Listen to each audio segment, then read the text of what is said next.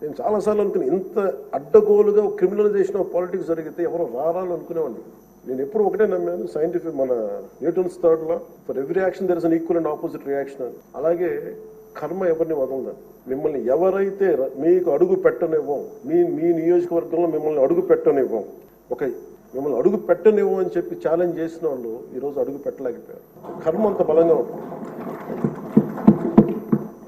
56,777 ఓట్లతోటి దాదాపు 59.80% ఓట్ తోటి గెలిచి మీరు ఎమ్మెల్యేకి వచ్చారు గుండి నియోజకవర్గం.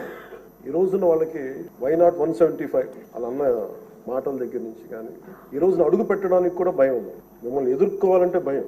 ఎందుకు మనం వ్యవస్థల్ని కాపాడాలి, ఎందుకు రూల్స్ పాటించాలి అంటే, మనిషి అధికారం మదం ఎక్కి అహంకారంతో ఉంటే ప్రకృతిలో ఏమీ జరగదు, ఏమి అనుకోవడానికి లేదు.